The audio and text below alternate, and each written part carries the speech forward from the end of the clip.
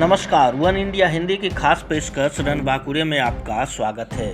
मैं हूं विकास कुमार। 15-16 जून के दरमियानी रात पूर्वी लद्दाख में भारत चीन के सैनिकों के बीच जो हिंसक तांडव हुआ उसे कभी भुलाया नहीं जा सकेगा, क्योंकि उस दिन चीन ने एक बार फिर से भारत के भरोसे को तोड़ते हुए पीठ पर वार किया था। लेकिन इस बार भारतीय शूरवीरों ने भी जिस वीरता से पलटवार किया वो चीन के लिए किसी बुरे सपने से कम नहीं था। हम बात कर रहे हैं गलवान घाटी में भारतीय सेना और चीन की सेना के बीच झड़प की।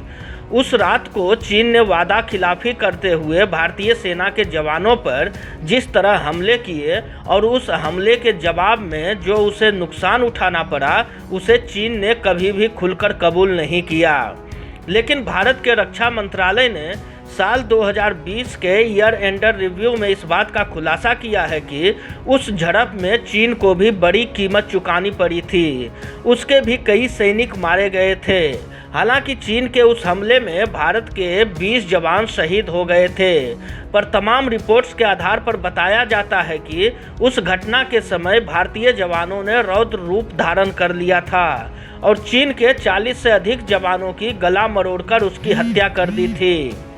रक्षा मंत्रालय की रिपोर्ट के मुताबिक एलएसी पर एक से ज़्यादा क्षेत्रों में यथास्थिति को बलपूर्वक बदलने की चीनियों की एकतरफा और भड़काऊपूर्ण कार्रवाई का दृढ़तापूर्वक और स्थिति को बिना बिगाड़ने वाले तरीके से जवाब दिया गया।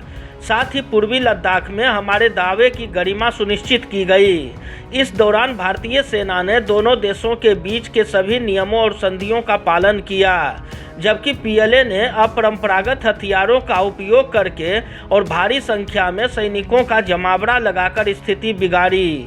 रिपोर्ट में कहा गया है कि भारतीय सैनिक चीनी सैन्य बलों के किसी भी दुस्साहस का जवाब देने के लिए उत्साह से लबरेज है और भारतीय सेना किसी भी आकस्मिक स्थिति के लिए तैयार है और सौहार्दपूर्ण तरीके से मुद्दे का समाधान करने के लिए वार्ता आगे बढ़ रही है। रक्षा मंत्रालय ने कहा कि वायुसेना की मदद से भारतीय सेना ने बहुत कम समय में सैनिकों की तैनाती की और बंदूक, टैंक, हथियार, राशन आदि वहां पहुंचाए गए और फिलहाल हालात तनावपूर्ण होते हुए भी नियंत्रण में है। इस खबर में फिलहाल इतना ही। तमाम अपडेट्स के लिए बने रहिए वन इंडिया के साथ।